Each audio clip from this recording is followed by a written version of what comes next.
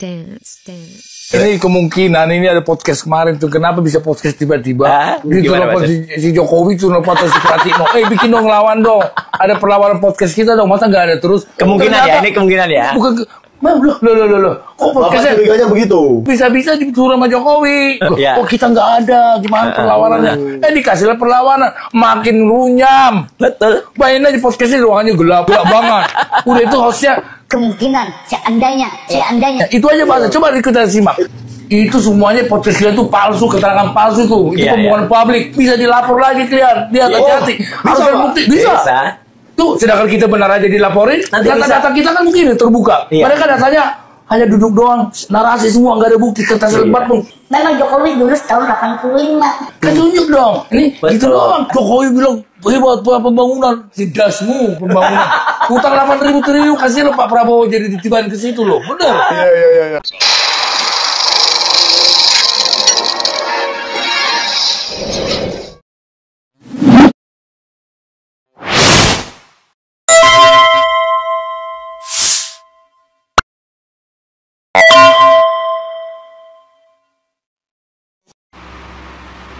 Assalamualaikum warahmatullahi wabarakatuh. Pemirsa, makin runyam ya podcast yang dilakukan oleh Rektor UGM bersama dengan pembantu rektor dan dekan serta host yang dari orang dalam dilakukan di tempat gelap. Kenapa kok di tempat gelap? Nervous ya. Ya, dan ini akhirnya banyak komentar-komentar dari luar bahwa kenapa Rektor UGM memilih membuat podcast itu beriringan dengan buku white paper, Jokowi white paper. Tampaknya ini adalah orderan dari Jokowi itu. Bisa jadi karena ketakutan dari Jokowi yang luar biasa terhadap munculnya buku white paper ini. Ya, pemirsa, ini kalau kita analisis, ya, Jokowi menghadapi bukunya Bambang Tri saja beberapa tahun yang lalu itu poyang-payingan, tidak mampu menghadapi buku itu, ya.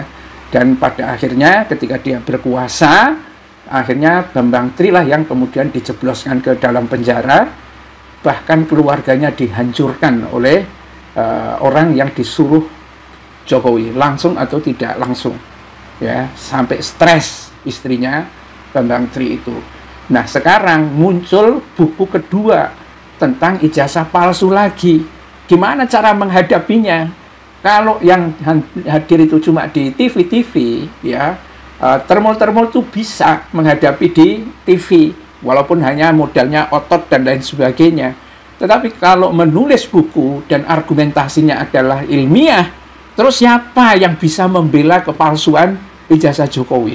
Ini yang bikin meradangnya Jokowi, mungkin juga Pratikno, karena ternyata Pratikno juga diduga berada di balik semua yang ada di Gajah Mada ini, ya, karena Ova Emilia itu dipilih oleh Pratikno, baik melalui aturan yang dibuatnya atau posisinya yang sekarang ini tetap menjadi ketua wali amanat Gajah Mada itu, ya. Dan itu saya kira Pratikno juga mengingatkan, Ova, ya kan, janjimu kan menjaga rahasia siapa, ya kan, rahasianya Jokowi dan lain sebagainya.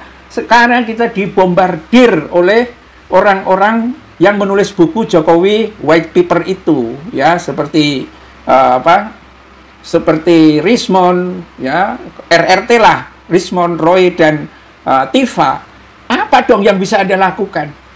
Belepotan dia ditanya seperti itu, dan akhirnya memilih podcastnya itu di tempat gelap. Kenapa di tempat gelap? Karena kalau dia menyampaikan agak bergetaran, ya, karena takutnya dan lain sebagainya, ya, meskipun dengan semua ada dokumen resmi dan lain sebagainya, bel gedes, siapa yang percaya kepada Ova Emilia? Ya, dan akhirnya Ova Emilia ini diingatkan oleh Rismond Sianipar, Direktur UGM, Ova Emilia, ingat ya, himne Gajah Mada.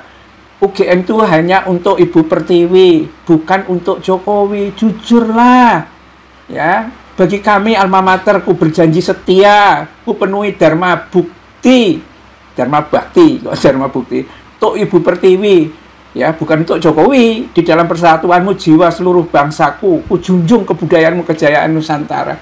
Budaya apa yang sekarang dibawa oleh Gajah Mada di bawah kepemimpinan Ova Amelia itu?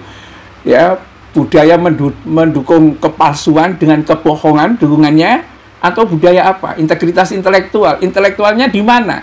Kalau dia sebagai rektor mengatakan ada dokumen resmi, kemudian ini persoalannya nggak habis-habis, kenapa nggak dikeluarkan? Karena memang tidak ada, ya. Dan karena itulah sekarang ini didoxing habis Ova Amelia itu. Siapa Amelia, suaminya dan lain sebagainya, termasuk kemungkinan dijebloskannya ke dalam penjara, ya. Ini ketika keserakahan itu merajalela, ya, mengalahkan intelektualitas dan kejujuran, yang terjadi ya bencana yang dibuat oleh dirinya sendiri ini. Kalau sudah seperti ini gimana coba? Satu saja sebetulnya. Daripada nanti juga akan dijebloskan ke dalam penjara, ya, tetapi dalam situasi yang sudah tidak memihak sama sekali dengan integritas intelektual dan kejujuran, mendingan sekarang sadar saja, jujur saja, mengakui kesalahannya, ya kan? Dengan mengatakan secara jujur, memang Jokowi tidak pernah kuliah di Gajah Mada. Gajah Mada langsung meroket itu, ya. Meskipun Ova Amelia itu akan menghadapi proses hukum, tapi tidak apa-apa, ya kan? Itu lihat itu Tifa alumni, nggak takut kalau memang kebenaran, ya kan? Dan orang bisa saja melakukan kesalahan, kelalaian pada masa lalu, tetapi kalau dia jujur, kemudian menyadari kesalahan itu, ada kesempatan untuk bertobat. Tapi kalau mempertahankan itu dengan membela pembohong, habis kau, Ova Amelia. Billahi taufiq wal hidayah. Assalamualaikum warahmatullahi wabarakatuh.